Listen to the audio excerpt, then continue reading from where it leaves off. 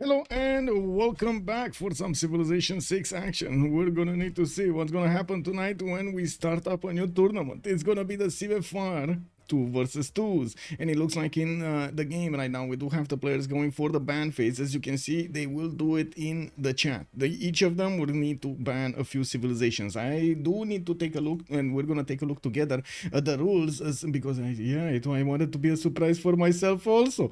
Let's actually take a look what's going on. First of all, for the map will be Pangea standard ridges for the first and the second phase, from what I understand, also in the lower bracket. So this tournament is going to be split into upper bracket, lower bracket, during the course of it, and we're going to need to see how things are going to evolve. We do have the challenge one. If you want to see it, at the moment it's actually quite big. There were a lot of announcements over here, and I don't actually see rules. There we go. So we do have rules on CivFR. There we go. Opening up CivFR right now so we can actually take a look together. Boom. Okay, so I got this. I do want to leave the screen over here, and I'm gonna actually just say hello to everybody in the meantime. And everyone, good evening, sir, and welcome. Also, hello there, Romox is on YouTube. Good evening, sir, and welcome. I did see Eddie Coffin. Hello there, sir, on both platforms. Woo! Thank you so much, sir. I do see Fortuna Belli. Good morning, sir, and thank you so much for picking up that first promotion. Rafifi, bonsoir, monsieur, bienvenue. It starts in time. Yeah, it actually starts a little bit faster. Wow. Martinos, good evening, sir, and welcome. Your kids hero. Good evening, sir, and welcome. Good morning, sir. 5Z also squadron settings, so it's not allowed. Good evening, sir. Talking about the rules over here, we will need to see. So they have some squadron settings, but we don't know exactly if all of them. We're gonna need to take a look at the rules here. Also, I did notice we do have a few followers. Anima592, thank you so much for the follow, sir, and good evening. Also, Post Panic, good evening, sir, and welcome. Thank you so much for the follow. Nico19M, hope to see Alexis playing Poland. Well, let's actually see if he's gonna do that. Good evening, sir, and welcome. Okay, so coming back to this, I translate if you need. Yeah, well, let's see. Also, we did have already some suggestions over here in the chat of what kind of civilization picks they should go for. I do want to reiterate that now going through the ban phase, we do have Nubia, Alexander, Genghis, Theodora, Cleopatra, Tamar, Scythia, Byzantium, and Uzetian banned at the moment. I think there will be 2, 4, 6, 8, 9, and let me actually see if we do have the number of bans over here displayed. I do want to actually put it up on the screen so you get to see what I see. 5 bands per team, so it's going to be 10 bands overall. There's only going to need to be one more band done by Toto and Seb, and they will need to do it quickly. The order of the picks will be team 1 picking 1, team 2 picking 2, and then team 1 picking the last one. So it looks like there will be a bit of an advantage and disadvantage over here being first. All victories are available, and including point victory at turn 150, and no barbarians. Oh, no barbarians, man. How to say... New Age, online, dynamic timer, 150 turn maps. We do have the 1, 2, 3, 4 mods, and it doesn't seem they didn't actually add any new mods over here. Okay, so basically the same rules as the other one by the looks of it. I don't see anything special over here. And like I said, there are a lot of teams, 68 teams that of 2 players that have enlisted in this tournament. Wow, wait a second, this is just from these are just mostly French players actually. Wow, incredible. Mostly French players over here. We do have Marius, we do have Ben. I did see actually that's about Hora de Worca from Brazil, Barichola from Brazil. Wow. Oh, look, 5Z is also playing. 5Z, you're also playing with Salto. Wow. Okay, I see right now. Okay, I don't see that many people that are not French over here. Incredible. Oh, Trinda and Sandro have been also enlisted. Team 21. Okay. Anyway, come back to this. We do have goal, the last ban done by Toto, and I do have to say, because I should say it's normal, Spriggan and Alexis Krempp are gonna play tonight against Toto and Seb. I don't know that many details about Toto and Seb, although we do know a lot of details about Alexis Krempp and Sprig, mostly because we have been following Freitos de la Vega. Alexis Krempp's also well known for the Royal Rumble organization, and we've seen quite a few games from him. We've seen him also in 2v2s, in the 4v4 scene, in the CWC. So we definitely know Alexis Krempp. Also, we still have some suggestions over here. The biggest suggestion was, what was it? Poland plus Congo, right? Congo plus Congo would be quite an interesting one. Yeah, definitely, I can agree with that. Macedonia is banned, yes, no Zulu. And I do have to say, Alexis Krempp is actually, like a lot of the times, has been playing a Zulu. They did take out Scythia earlier, but they didn't take out, wait, Nubia. They didn't take out Nubia.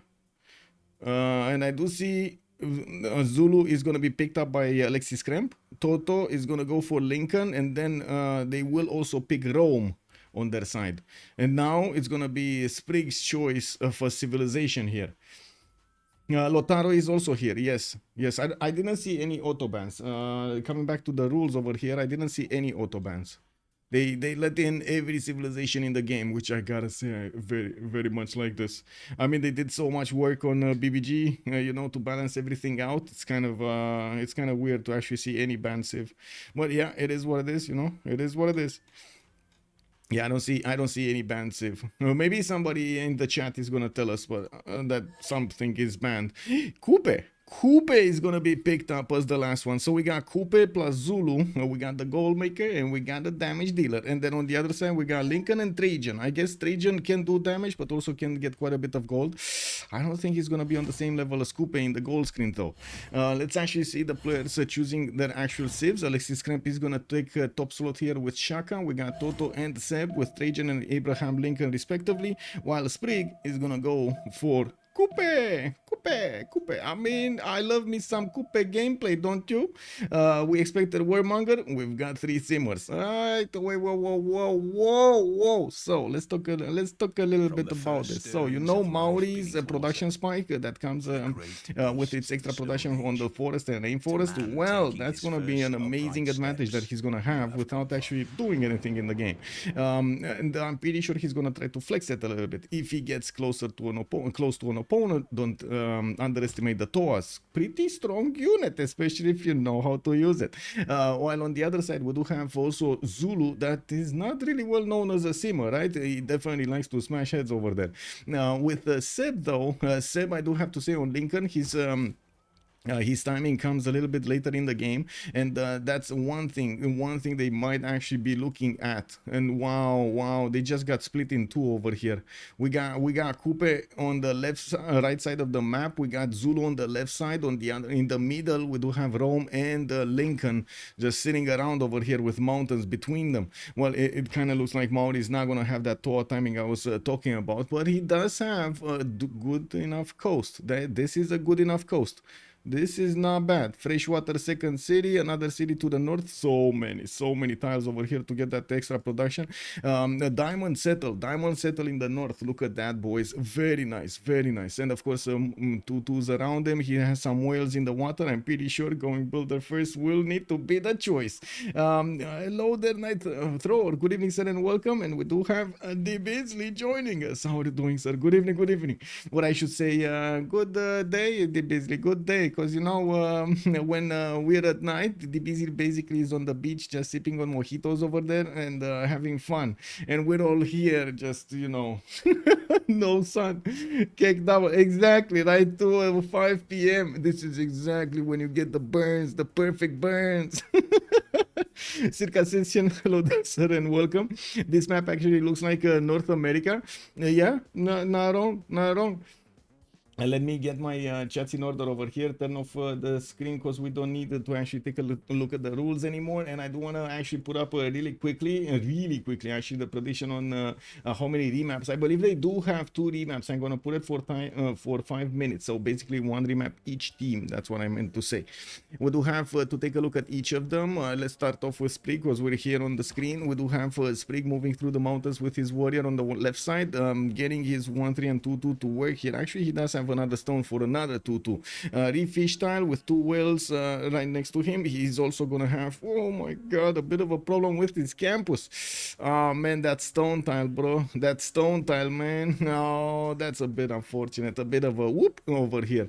But anyway, a really good second settle over there on the diamond. South, really good also. What is going on with these geothermals everywhere? Even he has a thingy de Bemaraja to protect over here. Maybe we will actually see one of those where's my thingy kind of games.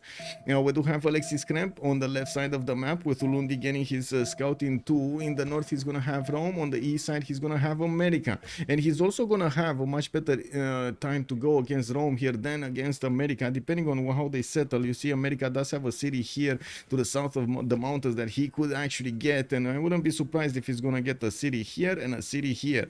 Now we do have to see how Lundi is gonna try to also get his settles here. Looks like to the south, half Tundra settle, not really like that, so probably he's gonna go on the rice for the extra food base, and of course quite a few 2-2s around him. Not to mention in the north, he's gonna have one of these cattle tiles to go for, but this is much more expensive than this one over here on the rice tile. Grows faster, grows just the same, but will have more tiles to use when it gets to the second and the third population. While in this city, if you settle the cattle tile, you're gonna be forced at the second population to buy one of these 2-2s because you just don't get enough culture to grow. That is a bit of a problem here. We'll take a look at Rome. We got him scouting his north, and looks like he's gonna go for the huts over here. He has one to the northwest and one to the northeast, actually direct north of his capital.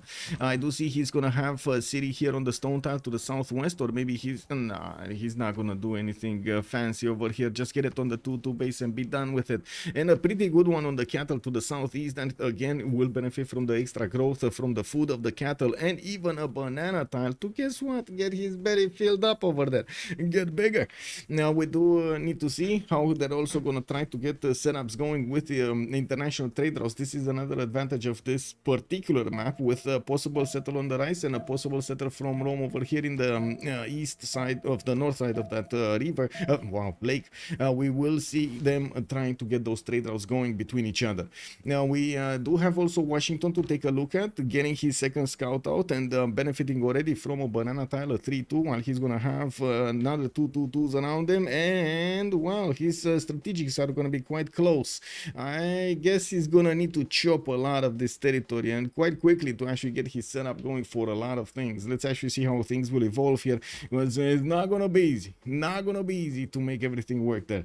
In the order you need to make everything work, you're gonna need to make sacrifices, placements for commercials, placements for aqueducts, and so on and so forth. Not as straightforward. Even the campuses will have a bit of a weird timing here. I'm pretty sure the iron tile is a +3 here, so that could be easily gotten. We're gonna need to see the others. Also, is Zulu Capital a 2-1? Zulu Capital is a 2-1. Yes, Zulu Capital is a 2-1. Did they go actually? I don't know if they went for better city yields. Let me take a look here. Do I see better city yields here? No, it's off. It's off. It's off. It's off. Bonsoir, monsieur Andiro, by the way. Bienvenue, hora de worker. Hello there, sir, and welcome. Bon dia, senor. How have you been? I do see you're also in the tournament. Oh, looking forward to see some games over there. Also, the Beasley, it's true, end of summer. Beach days are the best. Exactly. I was thinking the Beasley over there is watching us from the beach over there. He's like, oh, wow, look at these boys. They're sitting at home. I'm just chilling over here with the sun, hearing the breeze, you know. Yeah, beautiful. Oh, we got a meetup over here. Rome is gonna meet Zulu. I do believe Maori is also gonna meet. No, man, no. America is gonna go for the Hatian, and Maori is just gonna go here south. And they're not gonna meet each other until turn 10. Oh, maybe. It all depends on this scout. Is he going north or is he going east? Where is he going? And of course, we do have the builder already started to move to improve the fish tile, and I'm pretty sure he's gonna want to get that whale, getting his settler out in 4, just the same as everybody else right now. Actually, we do see 3 players with 4 turns to get a settler, and somehow Ulundi is behind all of this. Well, it is what it is. He's probably working the fish with another tile there with a 2-2, the fish with the 2-2. He's now working the 1-3 so he can balance out the lack of production on the fish, and immediately you can see that in the settler production. Matt Beats, good evening, ladies and gentlemen. Good evening, sir, and welcome. Oh, Tenio Dingo, guten Abend, my hair. 30 months, guten Abend. Thank you so much. Dankeschön, Dankeschön. His knighthood for 30 months. Guten Abend, mein Herr. Oh, look at that text-to-speech actually working beautifully. Simons also hello there, said and welcome. We do have to take a look how, yeah, there we go. So America is going to actually move north and we will meet the Maori warrior. I do see another warrior from America moving there, but it's, well, we're still turn 8 and we still need to see if they do want to actually keep this map or not. There is a bit of a problem, There will be no international trade routes between Maori and Zulu. They're going to need to make this game work without them, or at least for some time, right? Look how much distance there is between these two land masses. It's going to take a long time to get connected there. We do have some wonders and some city states also. I do see 1, 2, 3, 4, 5, 6 city states here. Kandy in the north, Hunza, we got Lahore, we do have a Jerusalem, we do have a Granada, and we do have a La Venta. Is it only me that I find it like a bit weird that we have so many faith city states and nobody's gonna go for a religion this game? Like, is it only me thinking that? No remap? I don't know. I do see they're actually pausing the game. I'm not even sure if they're actually gonna... Oh, there we go. Was it turn 8 remap? Was it turn 8? Let me actually put up the rules again. Maybe that's something that we didn't see. What is the remap? Remap rule. Remap. Vuore draw un remap per equip. Vuore juscu tur. Wait, what? With include por demadere un remap. Okay, so it turn 8. Okay, so they should have done it at turn 8. They don't have the faith to do a religion. Yeah, they're not faithful. What is this? Zulu prefer not on the coast. No, probably. Probably not on the coast. At least he has some fresh water, and I'm pretty sure it's fine because nobody else is coastal here. Although, well, he's not going to have all of the tiles, right? That's one of the issues. When you're on the coast, well, unless you actually have some coastal resources, which he does, he's not going to be happy. Well, this time around, it looks like the boys have been... how do you call this in English? When you get ready for something and you actually just, when you have like long sleeves, you get your sleeves back on the hand, it's ready to work over there. You get ready. That's exactly what's going on over here. They put their commando face on, and we do need to see how they're actually gonna get this win and who's gonna get this win. I remember when Sony said no, this drive version was the budget version. Whoa. And so wait, PS5 Pro announced. I did see that. They advertised it as better graphics and higher sharpness, if I understand correctly. That's what I did. Higher sharpness. Okay. Yeah, beautiful. I mean, I don't have much to comment about this because honestly, I have no idea about the differences between PS1, 2, 3, 4, 5. I never have been attracted to the idea of having a controller. But anyway, no, I guess I did get attracted to the idea of having a controller like a joystick, for example, if you play like helicopter games or how to say playing games, right? Flying games. Wait, $800. I mean, you would get a PC at that in that range. But anyway, and a pretty okay-ish one. Machiavelli, good evening, sir, and welcome. Well, let's actually take a look at their strategics here. We're starting with Alexis Krempp. We do have, first of all, to finish this, actually choose an outcome. Zero remaps tonight. Helicopter. There we go. And there is a legend knows what I'm talking about. Hello there, sir, and welcome. You'll buy Flying Simulator 2024 now. Anyway, we do have Abraham Lincoln. No, sorry. Alexis Krempp getting his horse in his capital here. He's also going to get his settler out next turn. I do notice there is a scout from Rome closing in on his position here, but he does have a scout of his own trying to figure out exactly what's what. Looking at also his iron tile, it's going to be second ring on the right side, and I do see another two horse tiles that he could benefit from. One of them is quite expensive. The other one, I'm pretty sure he is actually going to get a a city there, and probably will buy both with it. I'm actually quite curious if he's gonna go for that northern cattle settle or if he's gonna choose to go on the rice tile. Definitely much better on the rice tile. Now we do have Rome also moving directly on the cattle, which definitely makes sense. That seems to be the stronger settle of them all. While we do have him trying to keep away the warrior of Zulu from getting too close up and personal with the city of Rome here. Maybe maybe Zulu is gonna manage to get onto the banana tile and block the settle on the west side, forcing Rome into a much worse situation on the right side, on the north over there. Definitely worse cities.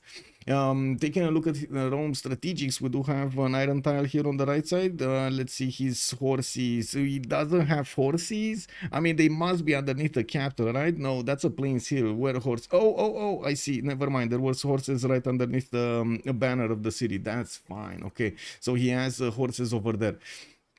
Looking at Washington, I do notice Maori did manage to take out one of his scouts, and America is moving towards here. Okay, I mean, he's going for the 2-3-1 fertile there. Okay, not bad settle, but he's gonna deny himself this settle, and he will force Rome to settle stone or somewhere to get those international trade routes, which I don't think it's gonna be efficient over here. He could have tried to go something over here, like on the 2-2 base. It would be just the same or about the same, right? 1, 2, 3, 4 to settle with the 5-1 to move. 1, 2, 3, 4 to settle. Okay, so 1-10 difference. Come on, let's be real. I think this is much better for the worth of this one. But anyway, it looks like he's moving, and we're going to need to see how his setup is going to work like this. While we're definitely going to need to see if they're going to manage to get the gold. It's very important. Gold, very important. Washington does benefit from both strategics in his second rings, horses and an iron tile over here to the northwest, while he already has his belly filled up with a lot of bananas and of course some, deer tiles. Let's actually see Kupe. What's Kupe doing? Already got those resources improved on the seas. I wouldn't be surprised if he's also going to try to go for God of the Sea here to benefit from the extra production point, and I'm pretty sure he's going to have some insane yields over here.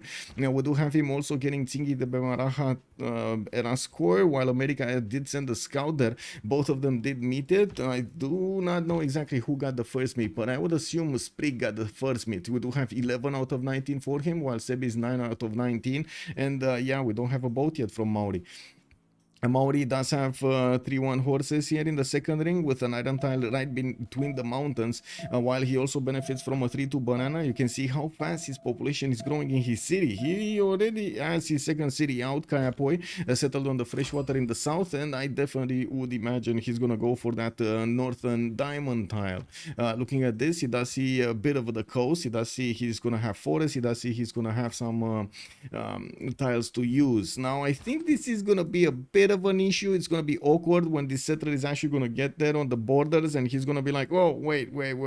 This is like in, how do you call it? Who has litter? This is like in Monaco, right? He just got to Monaco, but it's, the car is too big and he can't get through. And Seb is going to be like, oh, no, wait a second. Let me push myself through a little bit. And then, well, Tehonyanga Nuya Kupe's capital is going to be like, let me get a slinger, show you how it's done.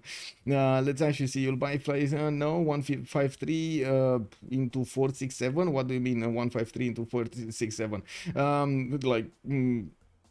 Whoa. Lancer, hello there, sir, welcome. Good evening. Just tuned in and won the same points. Easy peasy. Also, the busy was saying I will buy the successor to the Nintendo Switch now. Oh, I see. So we do have quite a few console enjoyers over here, I would like to say. The points I earned with the remap vote. Yeah, Kupe Setter can swim anyway. Well, yeah, true. And he does have more coast to settle on the right side here. Well, we do have a first campus being placed down from Washington. That's going to be a +3. I do see another one here. That's going to be another +3. He did kill the forest without chopping it. Well, I do have to say he's prioritizing getting as quickly as possible those two districts out to try to keep the district discount going. There is Nobamba already settled on that. Yeah, there we go. Eastern tile for the extra food going. A 3-1 base with multiple 2-2s and getting his monument out for that culture. Definitely, they will want to hit political philosophy quite quickly, so he can get his extra government. Well, we do see Zulu is successfully blocked by Rome's warrior. While I do want to see where this Roman next upward settler is going to, I would assume the stone tile, but I'm not convinced. I mean, he could try this one on the right side here. He could definitely try this one. But again, they kind of force themselves without how to say to not trade. It's a bit weird. What is he gonna do? Settle one of these cities? They don't have production. They're extremely expensive. Anyway, now we do have Zulu getting his scout also to see what's going on in Kume. No trader out to pillage, no improvements here to actually pillage for Zulu, just the same for Rome. Rome did get a scout in Ulundi's capital, doesn't find anything improved over there. There's just a settler coming up in 3 turns, and we don't know exactly if this scout is gonna sit there or not. On the side of Kupe, there we go. Let's see the big boy coming. Let's see the warrior move in over there. And is he gonna be? Yeah, there we go. The settler just goes in the water. Woo! We go rowing boats. While we do have the Seb's warrior just creeping closer to that capital of Coupe, I do notice at the moment we don't actually have him with the extra bonus for production. Alexis Krempp is going to discover bronze in 2, while I do notice Toto is going to go for pottery. This might be a mistake here because, yeah, we do know that Zulu does prefer to put down Ikandas quickly. If Rome is going to go for commercials and then he's going to try to get back to some horses or something, we might actually get overwhelmed by Zulu's aggressiveness. We got to see Toto be a bit more careful to open up exactly what he needs. Okay, he's going writing over here in 2 turns, so definitely I believe he's going for currency. This is gonna be interesting. This is gonna be interesting. It kind of seems like one team is gonna go for a bit of war, and of course Zulu over here is gonna do what he needs to be doing, slowing down his opponents, sending units, forcing them to defend themselves and so on, while Coupe on the right side is just gonna have fun. And I would imagine also America is gonna try to do the same, or try to have fun with this. No, so okay, there is a possible settle here on the right if he actually wants to settle there. I'm actually quite curious if America is gonna choose south or is gonna choose northwest. Where is he gonna go with this? He does have movement on it. We're just waiting for the last seconds of the turn so he doesn't get it snatched. Also, Coupe said again, the point I'm still playing to my 3DS. What is the 3DS? Good evening, sir. Hello there, Hemelik Bruckenaven. Hope you're having an amazing evening. It's starting to be, sir. It's starting to be. I also want to say, I did, how to say, get with Cisco, one of those satisfactory servers. So we're gonna get to play a little bit later on. Can you show the vision of the teams? Yes, sir. So Toto sees this, and it looks like the scout, the settler is gonna move south with the help of a slinger here. While Bounty does have a warrior that will try to block. Let's actually see if he's gonna be successful. In the north, looks like a warrior of Zulu is going northwest, while Rome's settler did not go for the stone settle on the southwest. He is gonna go for the right side, and I would imagine on the 2-foot base or maybe the niter tile. I'm actually quite curious which one. Niter tile, very expensive, very expensive. You don't want that. I mean, you know, you really don't want that. You want to be next to a lot of 2-2s and other tiles, other better tiles. There is a builder coming around from Kume, builder coming out from Rome, while on the side of Zulu, he's gonna also need to start making a builder and improving his strategics. He does have 3 horses. This is incredible, I gotta say. 3 horses, or I should say horses per turn. More horses per turn allow you to build more armies, which in turn does give you a much better result. We're going to need to see if this is going to be a differentiator, mostly because we don't know exactly how aggressive Zulu wants to be. With much pleasure, Zlovpetal. With much pleasure, sir. Nintendo 3DS, one of the Nintendo portable consoles. Oh, that's what you're talking about. Okay. Okay, so looks like America moving south. Oh no, Toto, don't do it, Toto. Oh, okay. I mean, I guess he can work that one too, you know, like it's not that bad of a tile, but come on, he's gonna have like 3-1-1 fertiles with a single 2-2, then he's gonna need to grow, then and buy at least a 2-2. I think he's gonna need to buy at least a 2-2 there. That setter is 25 gold worth. Let me actually put up my chats in order because I'm missing YouTube. I'm missing the YouTube chat. Hello there, YouTube. I'm sorry. I didn't have the chat in order. I'm so sorry. Okay, there we go. By the way, I did get extremely surprised about what the players thought about Satisfactory. Not sure if you guys actually saw Steam database Satisfactory, but oh my god, this is like, you know how normal games look like, right? They're like, there's a big explosion at the beginning and then woo, it goes down.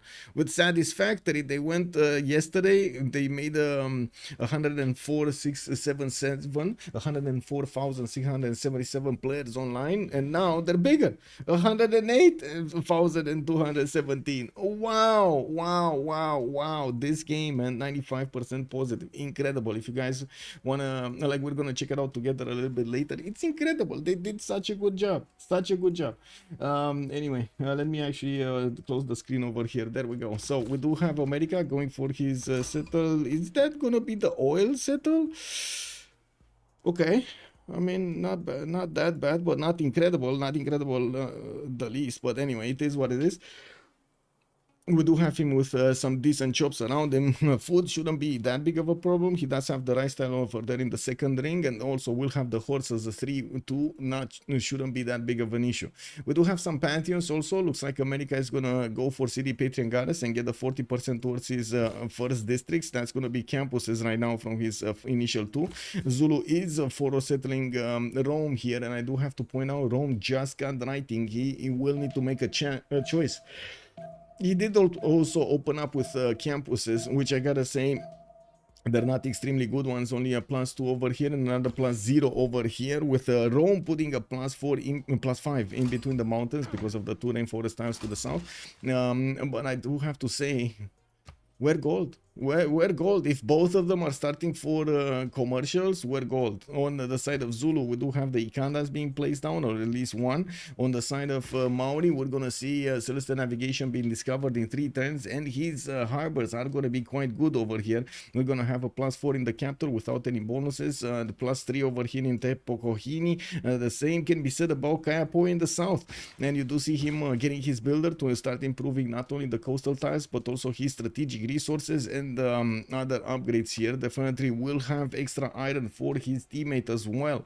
I do have to say, Toas don't actually require strategic resource. They are incredible units, incredibly powerful. Well, we do have a 3-3 banana here worked by actually 2 of them being worked in 2 different cities, while in the north, Te Pokohiwi, when it got placed, it improved these times with an extra production point, and boom, we got him with 2 3s over here. Very nice. I mean, I was telling you, this is gonna be awesome.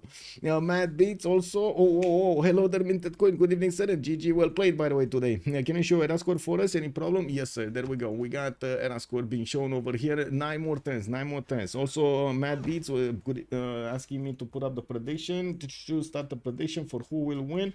We do have on one side Alexis, Krempp plus Spriggante, and on the other side we got Toto and Seb. There we go. Let's put a submission period for 15 minutes, because I think it should be fine. 15 minutes should be fine, no? Okay, we got this. Oh, this chat and this chat. Okay, there we go.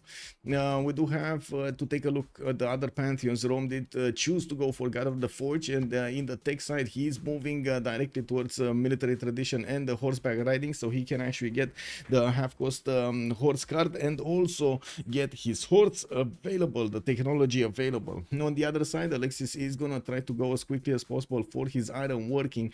He's gonna need to get the boost for it, and of course he's getting a builder from Nobamba, and that's a close one to the iron and to the 2 horses here. I would imagine also after he's gonna get his monument finished in the capital, another one of the builders is gonna be queued up, or maybe we're gonna see a 4th city here. I think it's gonna be builder, because he really needs to upgrade stuff here. He really needs to and get the Ikanda going, right? Like finish everything. I don't think he got an Ikanda from the capital. Oh no, he did. One Ikanda here, one here, and one here. So yeah, we got 3 Ikandas, all of them towards the north, all of them towards Rome. So I think we kind of know what happens in the mind of Alexis Krempp over here. He's like, you know, very simple man. I get units, I go smash opponent. I get units, I go smash opponents. Right? That's what's going to happen over here. This is what it feels like. On the other side, it's like Maori. Yeah, I will get some units, but first I want to do what the Beasley does, you know, like sit a little bit on the coast, like have a little bit of fun with some fishes, and then, you know, but it's fine. I'm gonna send you gold, okay? I'm gonna send you gold. You do you, I do me. It's all good.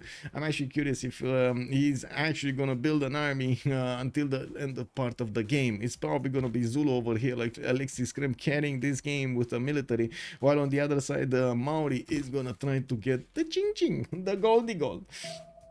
Also, do you live by the coast? Oh, yeah, there we go. Oh, big question, do you live by the, I mean, when he's sipping mojitos on the coastline over there, I don't know.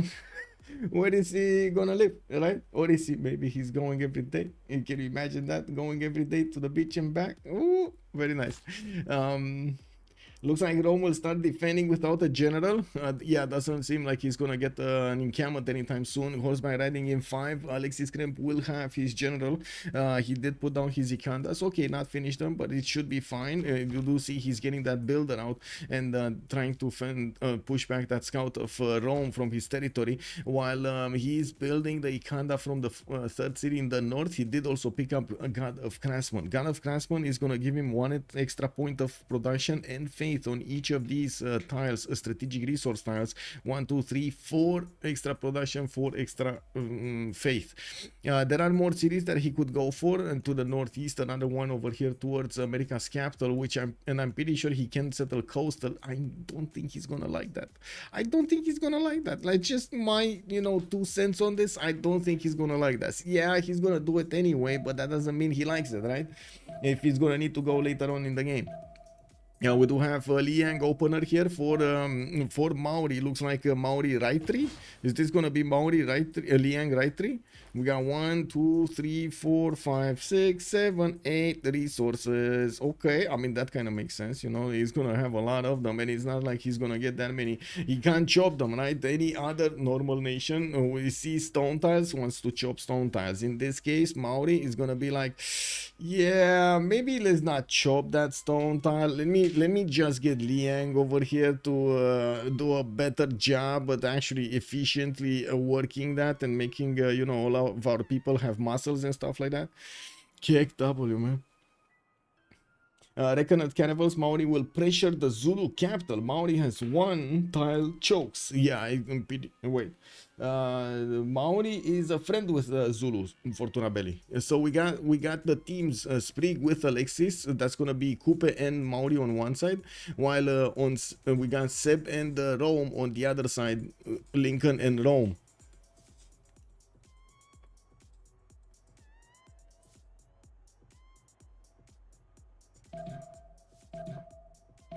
Okay, I'm sorry, sound settings. Anyway, 2 builders coming around from America. His trader is also getting trained over there. I do see archers coming around from Toto. Is he actually looking to chop that archer?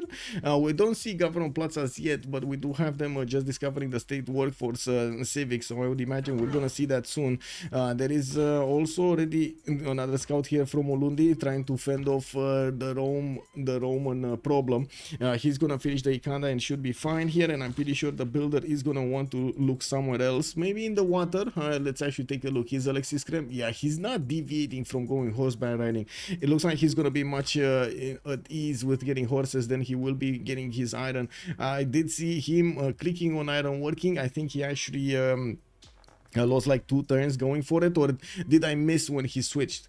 Chat, did we see this? Did he actually switch to horseback riding last turn or the 2 turns before that?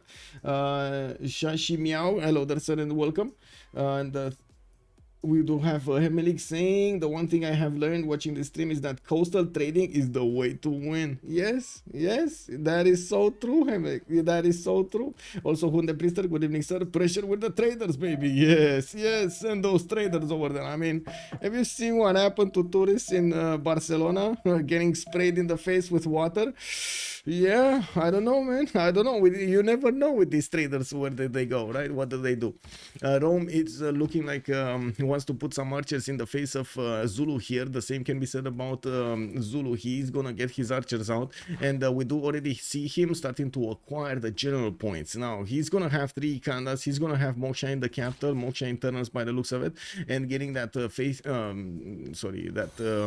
culture generation going. He's Modular has joined the round table.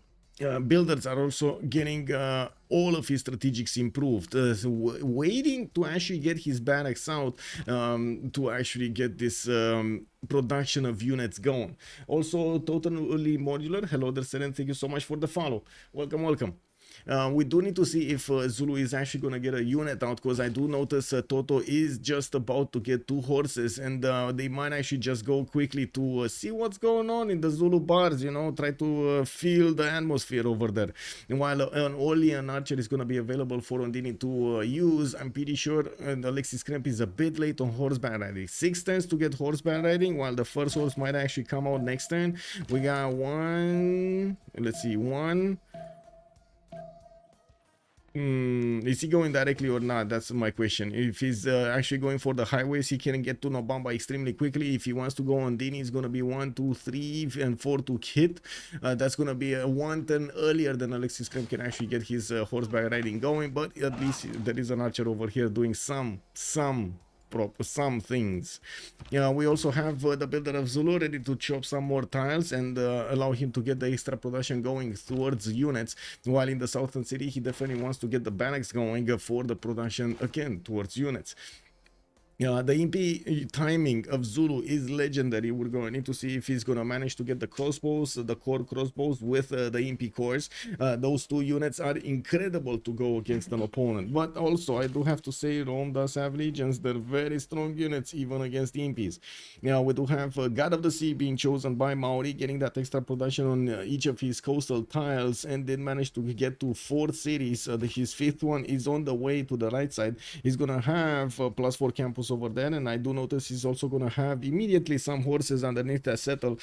Not that much food, although I mean Coupe probably doesn't really care that much about food in this case anyway. He's gonna have at least one of those crab tiles over there and a farm on the right side. Should be fine, should be fine.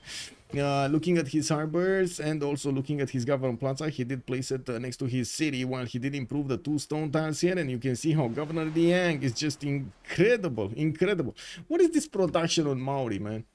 He's doubled the production of almost 3 nations. What? Look at this, guys, look at this.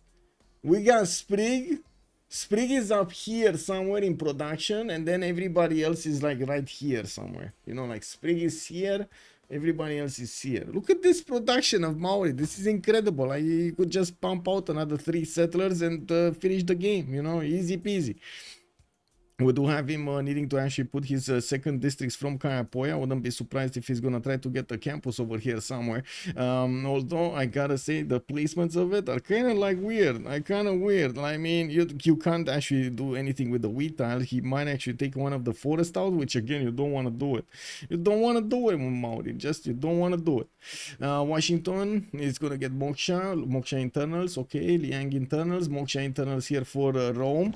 We do have another city spot to the west of Cincinnati that of course Maori can populate, and the first horse is going south. So okay, my initial impression of this horse where it should go was correct. He would go on that hill, and he would need to make a decision if he wants to keep going towards Zulu, or as in Zulu city of Ondini, or go around to try to hit Nobamba or something. This is terrible, by the way. If he actually hits Nobamba, and this is quite an issue that Alexis Krempp will need to take care of. If Rome manages to get the horses here, and you can see it's like 2 turns to get the horse next to Nobamba, this is incredible.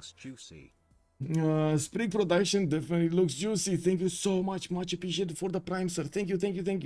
But a +5 campus, you don't say no to that. I mean, yeah.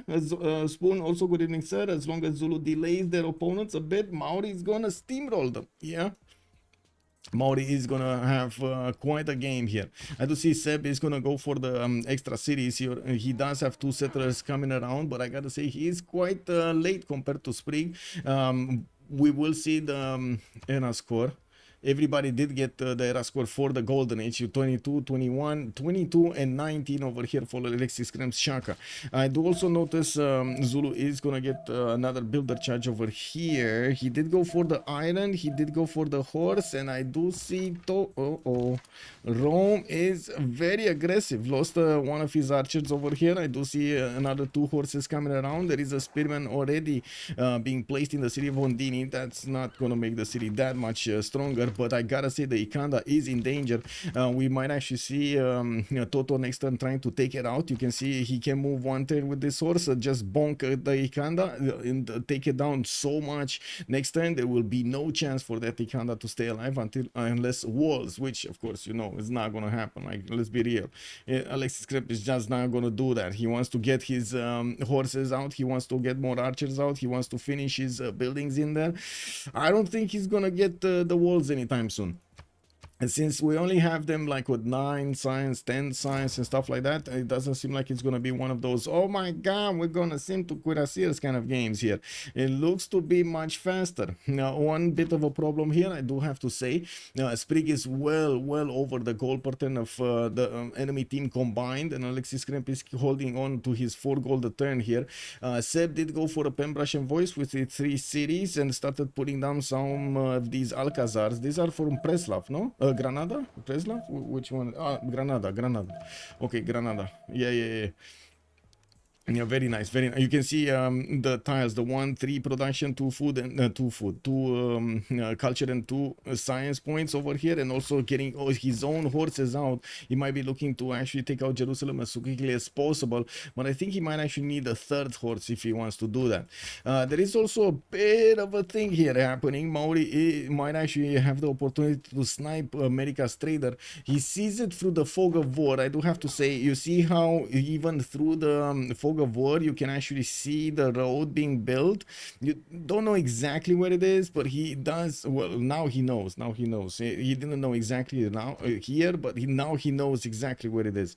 The scout is 10 strength, the slinger is only 5 on the defense, and of course the slinger will have 15 on attack. He needs to be careful about that. Maybe some last move, first move shenanigans over there. Is this scout, chat, is this scout gonna be courageous enough? Is he gonna have the cojones to take out the slinger, have what he needs? Chat needs to tell us. Chat needs to make a ruling right now. Modo also, Rome is just coming over to say hi. Yeah. Oh my god, he actually totally ignored the Ikanda. Okay, no he didn't. Okay, so Spearman did come out, moved there, and it looks like Ikanda is still alive. We do have it with horse strength because the horse in Ulundi has finished, and now I gotta say Rome is a bit too late, and it looks like these spearmen are gonna slowly take out the Roman units. I gotta say, man, you don't want to underestimate the spearmen, especially when they're exactly the counter to your units. Seb and Russian Voice Golden Age, we do have him on 18 science and 26 culture, 16 gold a turn, 33 production. This is a bit of a problem because you see Sprig is about to hit triple numbers of opponent civs. He actually has right now oh my god, he actually has more. Oh my god, he actually has more production than Seb and Toto combined. Guys, what is going on with this? What is going on with Maori's game right here? Yeah, looks like big cojones, big.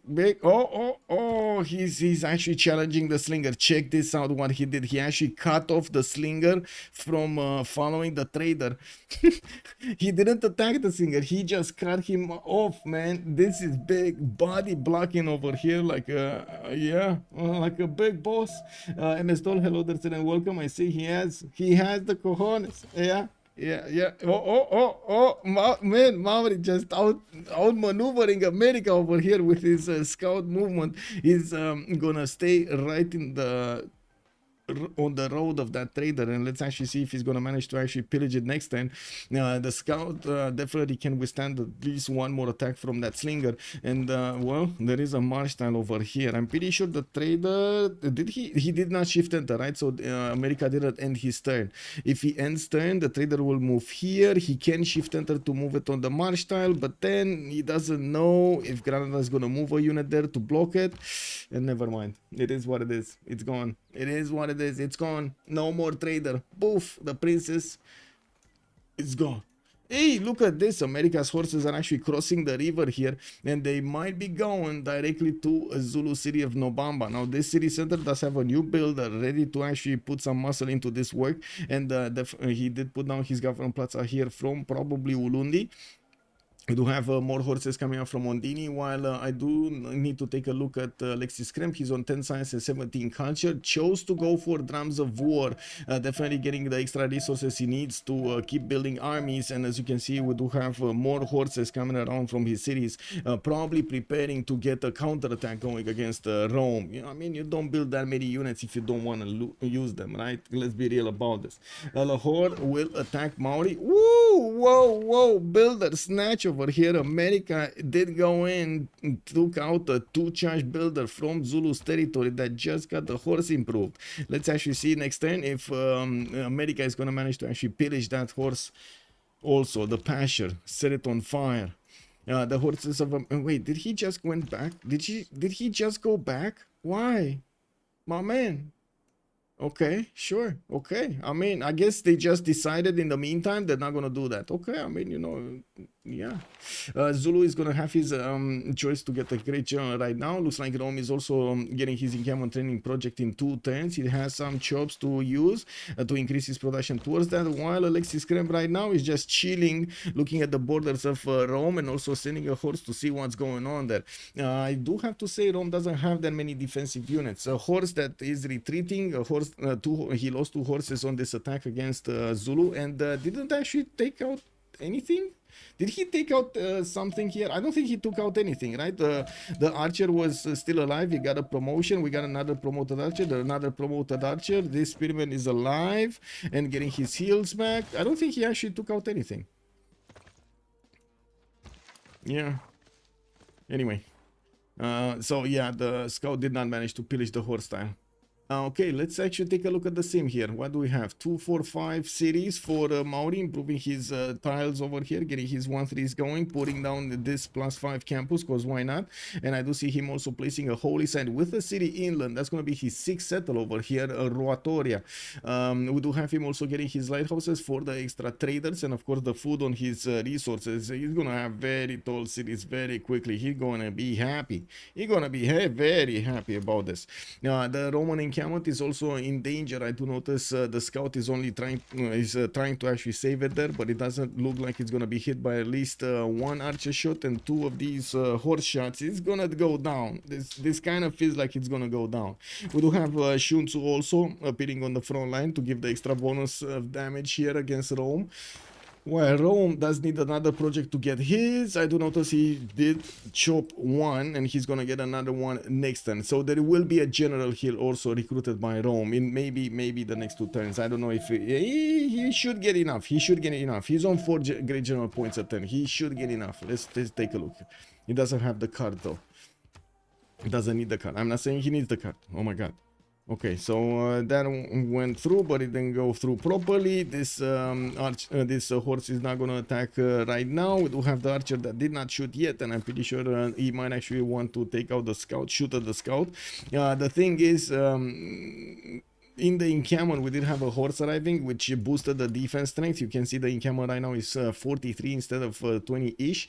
And of course, that is very important. We do have the general also deployed onto the front line. And I do notice Euclid has been picked up. What do we have in here? Rome got 1, Zulu got 1. Aryabhata is the next scientist, Zankian the next merchant. And guess what? Nobody's going commercials, man. This is not one of those commercial big heavy games over here. Maori has production all three. Wait, does he? Does he? No, he doesn't. No, he doesn't. No, he doesn't. Daniel Dingo, good on, but no, he doesn't. Come on, man. He's on 96. Sprig is 96 production. I mean, he definitely has a lot more, like double the amount of production of each and every player, but not all of them combined. Kick W, man. Pingala in Obamba, we do have Warlord Throne being built in Ulundi in 4 turns, and I do see Alexis is starting to improve his amenities here, keeping his people happy, while he's going to need to get some promotions here. I'm actually a bit surprised. Oh yeah, he did shoot the scout, and the scout is getting out of there. Okay, well, let's actually see if he's going to want to keep on the offense. He definitely needs to get his experience on this horse to get the health back, to get the promotion. He's also bringing a horse from the oh my god. Oh my god. What you gonna do? What you gonna do, Alexis? That's the question. Did this horse get a promotion? No. He's getting shot, but not getting promotions. Oh well. Campus research projects coming up in Cincinnati. This is quite surprising. Oh, I know why. Hypatia is the next one up, and it looks like America does want it. Rome is also making 3 points, and we do have Maori on 2.3. It looks like campus research projects getting out, getting 110 here in the capital city of Maori, which I gotta say at this point is 37.7. Guys, his capital is just about as strong as the entire nations of Lincoln and Rome separately, not combined, separately. yeah, I mean, his capital is stronger than their nations. Can you imagine that? Imagine Maori, bro. Imagine Maori. Wow. That's just insane. Okay, looks like Zulu is moving forward with also his spearman. I'm pretty sure he's gonna want to get his impies quickly. Alexis Krempp is also gonna choose to get masonry. He does have some chops here and a builder ready to chop. And I do see Rome's legions are also starting to take position, which is gonna be helpful. Whoa, Alexis did not see the settler. And wait, is America just gonna settle in the face of Zulu? And he's gonna be like, haha, look at that. You didn't see my settler, did you? Yeah. Well, let's actually see. Pingala establishing Lugdunum, chops for the more horses, while this one still didn't get a promotion, still needs 2 points. Probably will get it when he's gonna get attacked next. He's not gonna die though. He's not gonna die. If he gets attacked by one of these single archers, he's not gonna die.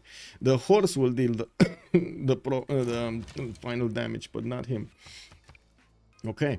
Well, looks like Maori is sending some units. Also, did manage to levy the city of Jerusalem, and well, he's gonna need his Toas here. He does have apprenticeship in 5, and I don't think he actually has. He would need construction for the Toas. I'm not sure if he actually went for construction. We got libraries coming in, and I do notice Maori did manage to recruit Hypatia. There we go. One project, boom, he got it. And I do see traders coming around from Maori, and also connecting his economy that is gonna give him 43 gold a turn here, keeping that production very well. Very good. 2 turns for Warlord Throne to finish in Zulu's territory. We did have New Orleans being settled, and looks like Zulu is getting with a horse right behind enemy lines, creating quite a bit of a problem. There was a horse being taken out, and it looks like it was a 1-1 trade. While we do have the archers moving out to get the promotions, Zulu spearmen are getting onto the front line. These are going to be extremely weak to the legions. The legions do have an extra strength against anti-cav units, and both of them are benefiting from oligarchy bonus. While yes, the Zulu spearman does have a lot more support from the units around them, still not gonna help him out that much. I gotta ask, where is this horse gonna go? Is he gonna go to 1, try to see what's going on in the Roman cities? Because I mean, there must be a reason this horse actually came out of Kume, right? He's trying to block him from getting somewhere. Ooh, is Alexis Krempp gonna do this move? He can take the settler out. Can you imagine if he just goes and does the peekaboo through the forest over there? Ooh, whack-a-mole. Tu vale fair, Sam. You can do it. Yeah. That sounds fair and balanced. Yeah. Zulu just has to handle both of these civs until, of course, we're gonna see Maori over here getting a bit too big to handle. Oh, man, Zulu, what are you doing? Oh, he's getting attacked. That's what he's doing. Move horse, move for not that, not that. Oh my god, he went the other way. He went the other way. Come on, go left, go left, go left. No. Oh, and his horse is taken down. Oh my god, if only. And Toto is even showing him the settler. He's like, look what you could have had, okay, Zulu. If you would have gone and done the peekaboo through that rainforest, just wiggle your stuff over there through the trees, you would have seen my settler just waiting for you naked over there right behind the trees. Now, you did. You look at it, you see my horse on it, well, you're not gonna get it. Settler going down. And we do have Rome also sending his legions to take care of the Zulu units. He did manage to push and back quite a bit. Well, we do have the Spearman getting a few promotions. I see one Spearman went down entirely. We do have quite a few more horses coming around. A second general also got recruited here in Ulundi. While at the moment, America was forced to go back from taking down Jerusalem. At least one Toa did get upgraded there, and that is the answer. We do have a Toa here available to try to do some mischief. While Mauri's horse is trying to get here, I do see there is an option for him to try to double slam a settler. Is he gonna get there or is he not gonna get there? That's the question. He's 4 movements, so he could move across the river easily because there's a bridge there, and I wonder who built that bridge. Who built the bridge? Let's see. Is he gonna move? Yeah, he's moving. He's moving. Shoot! Shoot! Woo! Yeah. Oh, that archer might stand alive anyway. Yeah, my god, it actually stood alive, and it's gonna get a promotion because it started shooting back at the archer, at the horse over here. Whoa, tickling my senses. What is this? Now we do have Tehonia Ganuyakupe also killing a horse out. I do see he did manage to take care of that warrior in between the mountains, while Rome is trying to push back all of Zulu's units. The level 2 archers over here in the forest are doing some damage against these legions, but like I said, legions a bit too strong, and I'm not even convinced Zulu will have his impi strong enough to handle the legions.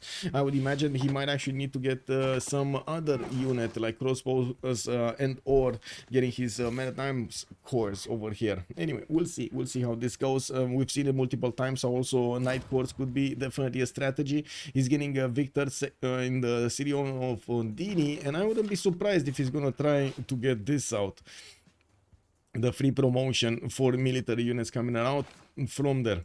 Okay, quite a few more horses coming in, ramping up that production very nicely. In the stats, it does seem like Seb did manage to get to 40 science and 30 culture, while Toto is on 24 and 33. Alexis Krempp is struggling on 19 and 18. He is starting to get a few campuses going here, at least one from Ondini and one from Nobamba, and he doesn't have more settlers coming around from his cities. He's trying to focus everything on Rome here, and I gotta say Rome could definitely improve quite a bit his chops.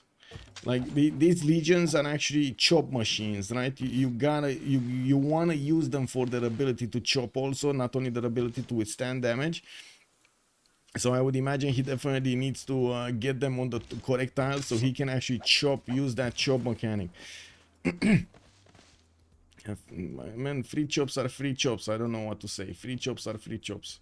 We got theater squares coming around also from Mauri to get that extra culture and the faith on each of his rainforest and forest tiles over here.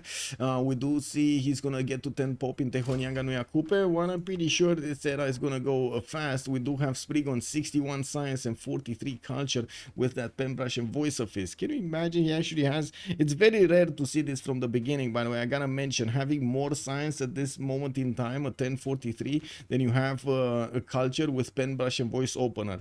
Yeah, not that common to see. He did manage to get. Ooh, he's gonna get attacked here in Opango. We do have America managing to sus Granada and sending quite a few of his warriors there, and also 2 horses. He is going for Opango, while at the moment Opango, well, he's kind of oblivious to this. We do have Kayapoi getting more horses with the capital city over here of Mauri, and the question is, what are they gonna do with these horses? I do also notice Maori did get a scout in the borders of America, forcing him to get a horse out to defend this while he's going for his fertile. That is, I think, the only fertile improved over there. That's going to hurt him quite a bit until he re-improves it. We do have more of an archer line being set up over here, so he can keep on shooting at the legions. This is important. Very important actually to get the experience points on these archers, get them to at least level 2 so they can bank up on the promotions, get the +5 and the +7 going. That's gonna be a very nice +12 going against his opponents when he's gonna hit crossbows. Crossbow cords with already 2 promotions on them. Oh, Zulu's gonna have a lot of damage, and we're gonna need to see if Toto is gonna manage to get to the technology he needs to defend this. And we do have machine. I think I see a problem, guys. I think I see a problem. I see a big boo-boo happening over here, and that is machinery coming up in 7 turns for Toto. Let me explain this. I mean, crossbows would be a good unit to actually defend. If you have a lot of archers improved and so on and so forth, definitely could be a good defensive measure. Most of the time, though, you're gonna want to get stronger units out of how to say, their base strength, and not really the crossbows, especially in the situation fighting Zulu over here, which is gonna have extremely strong units. If we do have Alexis Krempp upgrading many times, for example, and getting the cores up, getting his military alliance against Rome and everything, I mean, those maritime cores will be stronger than the legions. That's the problem. He will have the opportunity to keep on attacking here, while Rome is just gonna have to take it, right? What is he gonna do? What is he gonna do? The game is turning more interesting than yeah, exactly. It's turning interesting, right? Nerf Coupe, this is BS. Man, I need to get some vitamin C's over here. I do notice Maori is managing to put the 3 horses around Opango and getting more. He might actually keep on going to take down Granada entirely, deny America's city-state, while he's starting to recruit a few of these great animals. He also sent a few units towards the north, towards Candy. Now, I do also notice he did manage to also get Artemisia earlier, and he's focusing quite heavily on getting as much science in as quickly as he can. Now, I don't see him actually upgrading anything else next to Jerusalem, even though there is another possible Toa there to upgrade. He's not really interested in pushing Seb at the moment with those units. The science definitely speaks out loudly here what Sprig has in mind. 68 science versus the 38 of Seb. That is quite something. And looking at the production, he's on 103 production. He keeps on having more production than his opponents combined. Yes, he keeps on having more production than his opponents combined. That is a problem. I mean, his opponents have like what, 109 points, and then he has 130. Yeah. Impi cores should be enough to hold. Yeah, probably. I don't think Impi cores are the best choice of a unit against Roman legions, though. I don't think so. I mean, he's gonna get some, I'm sure of that. I don't think it should be the unit that he spams out. But anyway, maybe Impi cores with crossbowman cores, level 2 crossbow cores will do the job anyway. So, you know, what am I talking here? It should be fine. And we got Nobamba also getting to the 7th pop, and we'll need another district placed down. A new builders coming around. Feudalism timing also. Alexis Krempp looks like he finished it. We do have, actually, I don't know if he finished it, because Sprig also has feudalism in 1, and it's not like Alexis has that much, you know, that much culture. Seb is gonna finish it in 2. Toto is gonna finish it in 3. It does also seem like Maori's cleanup crew is here, and I do see Sprig going for castles. If he does manage to upgrade coursers, he will do a lot of damage to the cities of America here if he doesn't manage to retreat his units.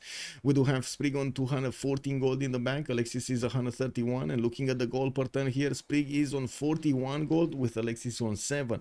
Now, you can't really connect each other's economies right here, and I do believe America did start to trade externally, cap to cap here, Washington to Rome, while yes, we do have some bats coming around from Rome cities. He's trying to get the horses out, while he's gonna need to fend off attacks here from a Maori scout. I mean, that cat scout is very nasty, man, very nasty. Just goes on trees, goes on walls, goes on everything, and just starts meowing in the, can you imagine that, just meowing in the middle of the night? Wow.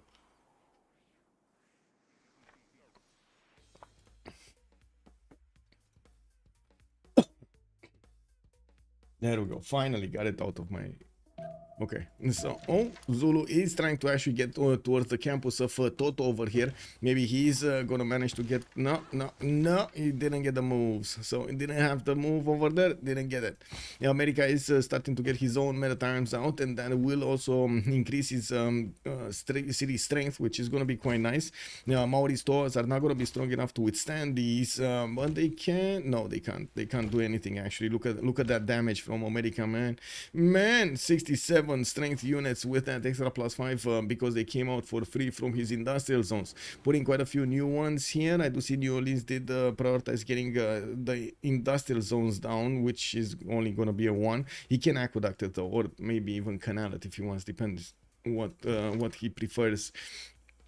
Feudalism builders coming up from Maori with 141 production. It looks like he's gonna start finishing up his mares here in the cities, getting also lighthouses, the final lighthouses, so he can get the trade routes. Didn't get his religion yet. Roatoria does have a +3 holy site that got finished with a shrine, but didn't acquire enough points to actually get one of the prophets. I do see also not really much has been happening here in the Great People screen. America is gonna have access probably to Isidore of Miletus because, you know, he's getting engineer points, but I gotta say the fact that he actually needed to go for well, wanted to go for so many industrial zones is only making me ask, where gold? Where gold? I mean, you cannot rely entirely on your production capabilities for units. And yes, I mean, I know America is going to get quite a few free ones, but is he going to get enough free ones to deal with Maori's coursers? 2, 4, 6 coursers, 7 coursers maybe from Roatoria. I mean, one good thing is at least Maori doesn't have a general, right? At least that's lucky. That is quite lucky for Lincoln. Now we do also need to see how quickly Zulu is gonna get his upgrades. We do have him 2 turns out from military tactics that will open up his impies and of course the men at arms, while Rome is putting a few units in front of him. Looks like he can definitely hit the horses. Not gonna take them out entirely though. Sprig is next turn gonna discover castles, and I don't think he actually discovered mercenaries at the moment. Now we do have 8 more turns until the next World Congress, and Sprig already has more era score than he needs. 64 out of 53. 0 commercial Rome. Yeah. 0 that is quite a surprise here. I mean, don't get me wrong, he needs the science. He needs the science, but he also needs the gold. And the gold doesn't seem like he's gonna get it easily, does it? Now we got some wonders here being placed down. Who's building hanging gardens? Because I'm pretty sure it's not Rome. Is it gonna be Maori somewhere? So we do have a Stonehenge, an encampment from the capital. What's this? Hanging? No, Diplo Quarter. Okay. Is he actually trying? This is hanging gardens. 4 turns to build hanging gardens in his second city. And Sprig did just get a goody hut and found a relic because, you know, he needs more bonuses, guys. He needs more bonuses. The Civ gods just declared right here on side. Sprig just not enough, man. He's not buffed enough. We need to give him a relic because this is just not enough. I don't know. He's not doing it fast enough, boys. Coupe is not efficient. Let's actually beef him up a little bit. 147 production on Sprig. Oh man, 58 culture with 73 science, also 39 gold a turn. So he's making more gold than his enemies combined. He's making more production than his enemies combined. He's making more food than his enemies combined. He's making more faith than his enemies combined. He's also making more science than his enemies combined.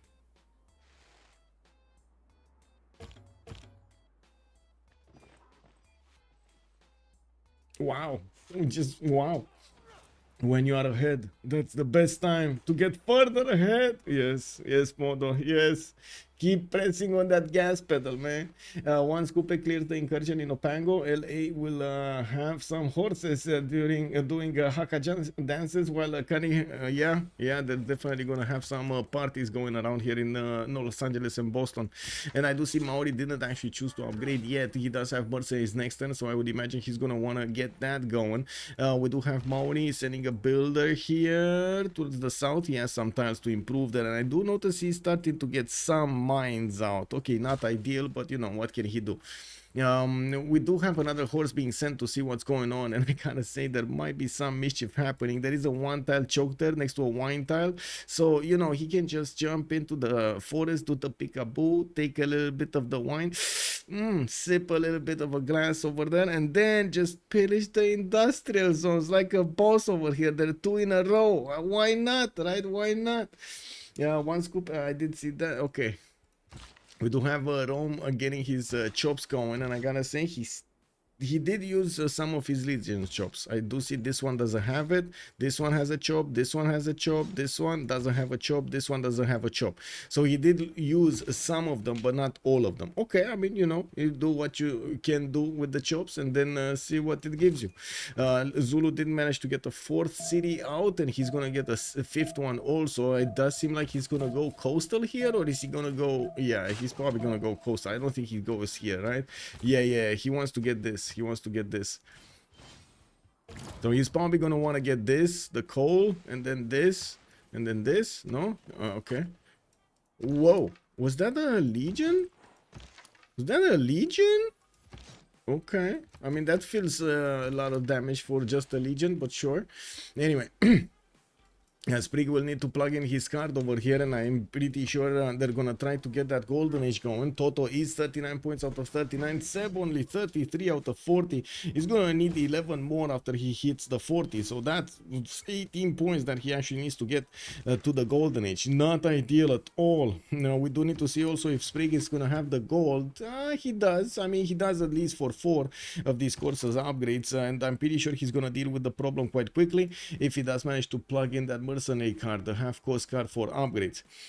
Coupe is also gonna want an encampment, and I'm pretty sure he has 0 issues trying to get going those projects for his encampments to get a general. And taking a look at what necessary points we have here, it looks like both Rome and Zulu did the pass on this, so it's gonna be very easy for Maori to get it. One project and boom, he has a general. This is gonna be very important. And we do have him upgrading some of his courses, and I gotta take a look at the damage here. It does seem like these meta arms are much stronger even against the coursers on the offense, not on the defense. So yeah, Mauri's probably gonna take care of this, and then he might go and take care of Granada, but I don't think he's gonna touch Los Angeles. I don't think so. I mean, yeah, you know, too much over here. We got the encampment training projects also coming around from Seb, quite late though, 4 turns for 1, and I do see Cincinnati doesn't have production. He's on 16 points of production.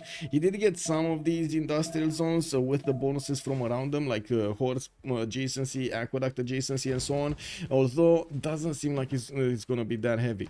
We do have Zulu also sending his impies, and there we go. Impies actually did manage to get the promotions with Victor, and we do have a thrust for the extra plus 10, nullifying with the advantage of the Legion. You see, this impy can do the damage, the necessary damage to go against the Romans units there. He definitely needs a lot more, and of course we're going to need to see when he's gonna get them. Apprenticeship and mercenaries coming up in 4 turns for him, while he has 3 settlers out. He's gonna go 6 cities over here, and Rome is on 4, and we do have also America here on 5. Okay, so one courser is going to smell this out. He sees the one man-at-arms sitting in the forest, now going to want to deal with him, while all of the other coursers are going to have the problems to solve here in the south. We do have also Hanging Gardens being chopped. Did he just chop that? Whoa, Maori chopping spree here. Okay, let's see the religion. Do we have Crusade? No, Stewardship and Zen. So, okay, it wasn't enough that he has a lot of campuses. He wants to get extra +2 on each of those campuses also with the religion. So right now he's on 103 science and 72 culture with 169 points of production. Wow. Save God's blessings, Zulu. Yeah.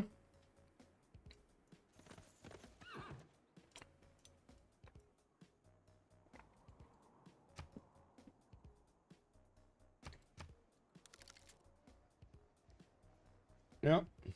Volcano Day. Oh, in Babanango. I don't know why he went that far into this. I guess he didn't want the fresh water over there. He didn't want the 331, didn't want to spend the gold. But at the same time, man, that is really next to America's capital. He's going to need to get quite a bit of population there to make everything work. Anyway, now let's actually see. Archer's getting more promotions here. Looks like Impy's getting attacked by the crossbows and losing a lot of strength with that. We do have an archer here that it might be taken out by the Legion, even though it doesn't seem like this guy wants to move anywhere. We do need to see on the right side here what these units of Maori are doing. Looks like they're trying to take care of Jerusalem, hold it tightly over here. At least one Corsair is getting in there, while the other ones have been cleaning up the units to the south of Opango. We do have the encampment training projects finishing, and I do notice America is probably going to get the option to recruit it. No, there we go. Maori just chopped. Maori chopped another one. Man, Maori just chopping every one of his tiles over here is quite surprising. He did get a general. Did he? No. Burica got recruited. Oh, yeah. So 2 admirals for Maori, no general. No general. He didn't get a general. Even if he chopped. Even if he chopped. Well, he did put the Mausoleum at Halicarnassus instead of that tile, and of course he does have a 4-4 banana with a 4-3 horse tile, 3-4 stones everywhere. That's a pretty good capital, right? It's a 45 production capital. Oh my god. Okay, well, at least his capital is not as strong as his opponents anymore. Entire empires, man. Capital stronger than entire empires. I'm a bit surprised about the lack of units on Zulu, but I gotta say they will need a lot more gold, and how to say, he's gonna need a lot of pre-builds to actually go for the attack here. He does want to get the science, he does want to get the culture. The reason that he's expanding so aggressively, while Rome not only did manage to get the crossbows, but I do see him managing to get 38 science and 41 culture. We do have 4 more turns until the switch of the era, and we're going to need to see how things are gonna progress here. With Maori managing to actually get the units in front of that city of Jerusalem, America's men-at-arm will get a promotion probably before he's gonna die, because it looks like these archers are just like, wow, they're barely tickling him. Yeah, and the American men-at-arms are gonna two-shot the Corsairs quite easily. This is not an easy one for Maori. I think, to be honest, the only way is to distract these units and get into the borders of Boston. That's probably the only way. Try to go for the pillages, dragging America's units back to not hit Jerusalem hard enough. Just give time to Jerusalem to get a stronger unit, like a classical one out or something, anything to make it work there. Even though, does it even make it work? I don't think it's gonna make it work. Anyway, Maori getting more settlers out. 13 pop capital, 2, 4, 6, 7 cities with another theater square in Kayapoi. He does have a lot of tiles there to improve the extra culture, while he's also gonna get the temple here in Ruatoria. He only got that religion in 2 cities. He's going to need to try to get some missionaries over here so he can get that going. He does have the faith, don't get me wrong. He just didn't spend the time to get those missionaries on. Also, as it turns out, somehow Coupe is still better than anything else, so we're going to take any of his bonuses in BBG. 6.7. Yeah, I mean, Tariq Anaf, you're not wrong. Good evening, sir, and welcome. Maybe he needed the era score for the volcanic settle. Maybe. Yeah, maybe. Therefore, turns out, and I do see Alexis Krempp does need 6 more points. We do have Toto 4150, 9 points out. I don't think he actually got the era score for the volcanic soil, by the way. He's not gonna need to get a builder, right, to improve the volcanic soil to get that, and he didn't get that yet. We do have more builders with feudalism. Men-at-arms getting 3 turned here in Ondini, while I do notice his initial Impy is still struggling on the front line there. It could be taken out at any point, and I'm pretty sure the crossbows will be the ones doing the damage. I don't know why the Alexis Krempp is keeping that guy in the face of the crossbows. I don't know why. That guy, maybe he doesn't see them. He sees one. He sees one. Does this one actually have a shooting solution? He might not have a shooting solution. That's a hill? Yeah, that's a hill. Okay, so he does have a shooting solution. Yeah, one. Oh my god, man. Toto did not focus fire the Impy. Okay. And finally, we got some commercials coming around. Industrial zones also for Rome. I do see the bans have been placed in such a way that they will give some adjacency bonuses to the industrial zones. But I gotta say, because of the placement of the cities over here, he couldn't really get those +5, easy +5, +6 industrial zones with the two aqueducts hitting them.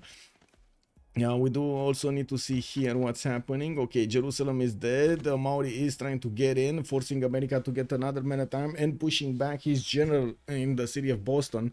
While we do need to see what kind of takes over here Sprig is gonna go for. Stirrups in 1. Okay. He does have a settler moving towards the south and was forced to buy a scout so he can escort it. That American warrior might actually take it. He's quite concerned about this. He's probably going for the marble. No, he should go here somewhere. Like on the 1-1 over here, he should go here. Where is he going? Yeah, he's going here. Why is he going here?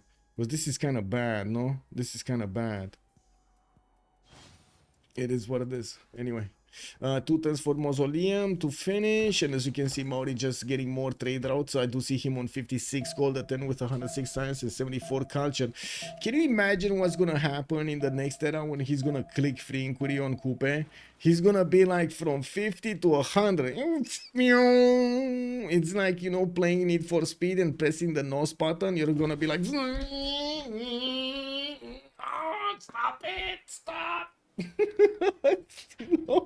Hello there, papas. Good evening, sir, and welcome. Coupe just go down in the tech tree. That's it. Go down. Yeah, I mean, well, let's actually see what Sprig is gonna choose to go for. These maritimes are definitely gonna be a challenge for him. It does seem like his coursers, his same tech over here is not going to work. Probably cuirassiers are going to be much better at this. In the meantime, of course, Seb is going to get his machinery, trying to go for divine right, trying to get to that golden age, which doesn't look like it's happening. 34 out of 40 points for Abraham Lincoln. I gotta say, he does have 5 maritimes that could definitely do a lot of damage to Zulu, but he's losing a lot of time on Jerusalem. A lot of time. I mean, this city, I don't know, man. I don't think it's that worth. I'm pretty sure America's units could definitely march towards the cities of Zulu and maybe even take 1 or 2 down. Anyway, we do have Rome also managing to get the promotions on the crossbows, and I do notice he's finishing up those industrial zones. That's going to be a +5 over here, and I don't know exactly where he's going to put the one from Kume. It is what it is. When he's gonna get it, he's gonna get it. Toto does need 3 more points, and he's trying to get a galley out, but that's too late. No, right on time. He's gonna be 49 out of 50. Just needs 1 more point to get this golden age. Does he have a... Did he get it? No. He's 49 out of 50. He didn't manage to get it. Alexis Krempp also did manage to get his golden age. He's 48 out of 48, just on time. He did also recruit Timur here and has Maritimes moving to the front line. Now these Maritimes, you do see the Maritimes 66 against the Legion 74. Yeah, I mean, that's a Legion sitting in a castle over there, in a fort. And the Toto just missing golden by 1 point. 1 point. We got 2 basically normal and dark agers here versus 2 golden agers. Sprig on golden, Alexis Krempp on golden, Seb is on a dark is in a dark age, and Toto is normal age. Ooh, that was close. That was close. We got Impy cores also coming in. Now these are gonna hold a bit better against the crossbows, even if they do have promotions. Even though I gotta say, it's still gonna be numbers of units here, not quality, especially since they're not that far from each other when it comes to the science and the culture. Now we do have more archers coming around here from Zulu. They will get to turn into cores soon. I do see Alexis is starting to discover the construction, while he did manage to chop the majority of his territory, putting down another one of those campuses there. Alexis still didn't choose his golden age, neither did Coupe, and I do notice the American units are just sitting around, fooling around next to Jerusalem. They're not doing anything. So they're like not even attacking the city. Can you imagine? Not even attacking the city. They're just sitting in a line here, watching Zulu's horse and watching Mauri's Corsa. Okay, and it seems like 2 of these courses have been deployed to Granada. That city did get a galley, so that's going to be a tough one.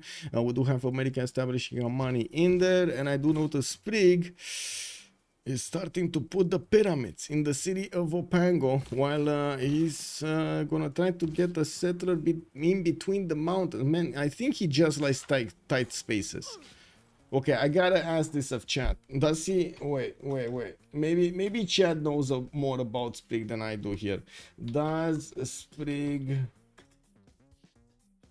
like tight spaces? Like, look at his cities. All of his cities are in between mountains, chokes, and stuff like that. I mean, you know, it is what it is. He earns the experience. Yeah, keep shooting, bro. Keep shooting. A wall is thrown over here, and yeah, there we go. We got the thing.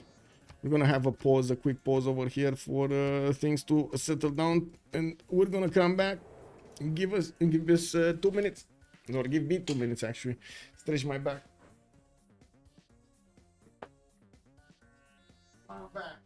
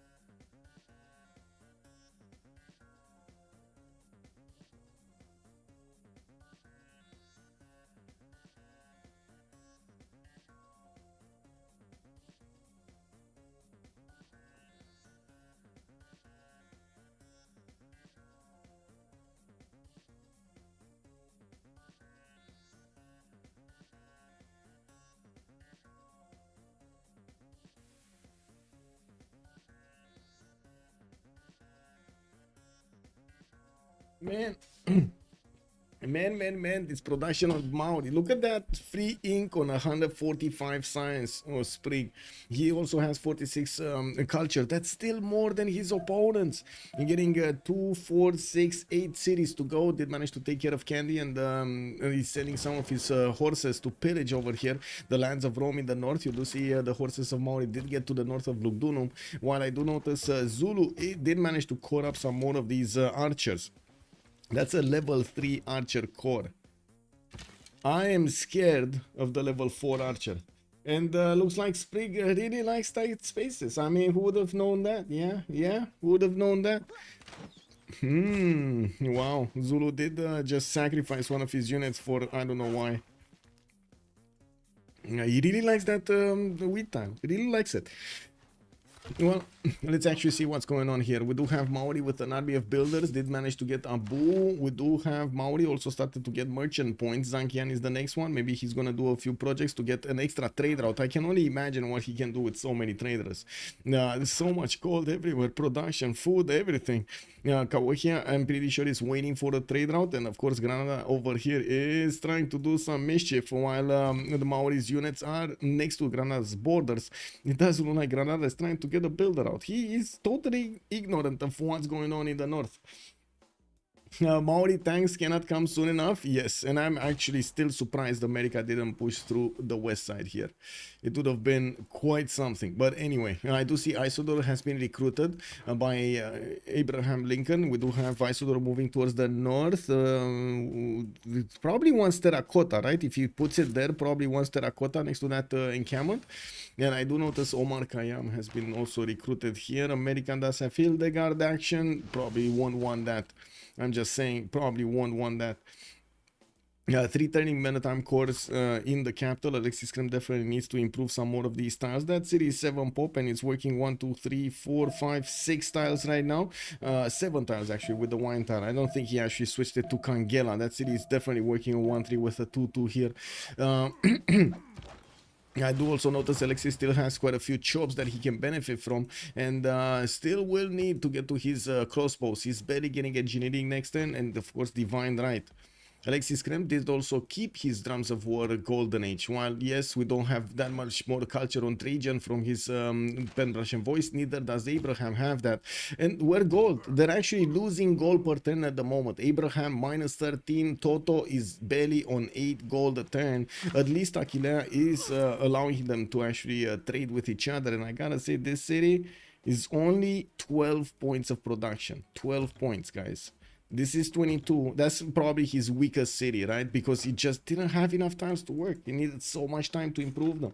And Sasubo somos you. And I see a Coupe spammer over here. Yeah. Van Bradley Coupe spamming. Yeah, Bob. This is the most entertaining stalemate I've ever seen in a while. Yeah, I mean, I guess we definitely need to see the Maritime Corps take the place of the swordsman on the front line, while Zulu will need to protect these archer corps.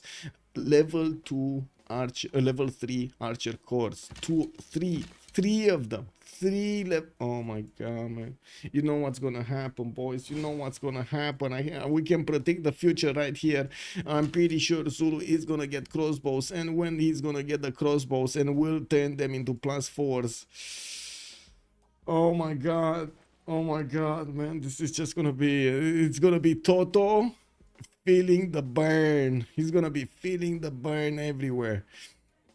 And the horses in the north of Mauri are starting to get into the borders of Rome, and I do notice he is forcing Rome to deploy some more of his horses to deal with the problem. That means more units on the front line, while Trajan just doesn't afford that many. We do have the commercial here only giving him 2 points of adjacency. That's not going to be much, but he definitely will get a lot more from his trader. You see how fast he's trying to get this out, chopping everything he can, while Mauri is moving to pillage. Looks like that horse might actually fall. He doesn't have a promo on it, no, he doesn't. Yeah, so you know, it is what it is. At least he got 3 horses of Rome to stay in the north and anti-cav unit, because why not? Okay, so Maritime Course here, no road, no pathway to road, but I think I see it's flatline at least until that Ikanda, and then he can move with it. More chops for the new Maritimes, while we got a general. No. Okay, this one took the position here. This one is gonna take the position. I don't think he should be sitting on those rainforest stars just because he's getting he's giving free promotions to the crossbows of Rome.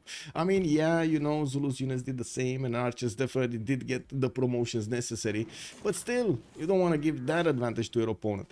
Right side invasion, though, we do have Jerusalem being taken over by Seb, and they did invest everything they could into this attack. America has men-at-arms with the +5 of his industrial bonus going against Zulu's units in the city of Babanango and Nobamba. We got some Nihangs also appearing here. Looks like they will be strong enough to withstand a few attacks from the men-at-arms, while Zulu will need to stop those men-at-arms from getting too close and able to shoot against Babanango's strength.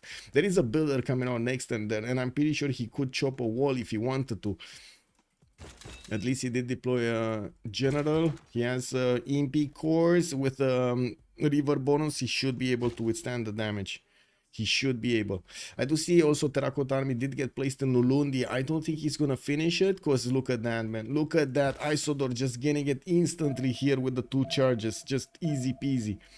We got missionaries coming out from Mauri to expand his religion into all of his cities, and I do see him going to pillage here. He's not gonna leave alone America 1 second. He's going for the campuses, which are building a university. Well, he's gonna not only delay the university, but he's gonna take out that I would say that campus with the library in it also. And there we go. Terracotta is gonna finish right here, right now, giving so many promotions to so many units. America does have these men-at-arms with the promotions available, and heals. Those are free heals.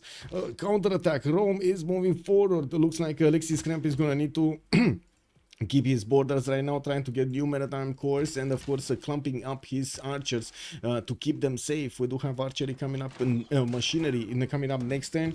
That means he will be able to upgrade these into crossbows, and this is the moment. I can even see right now Alexis Krempp in his room right there with dim light. He's gonna be like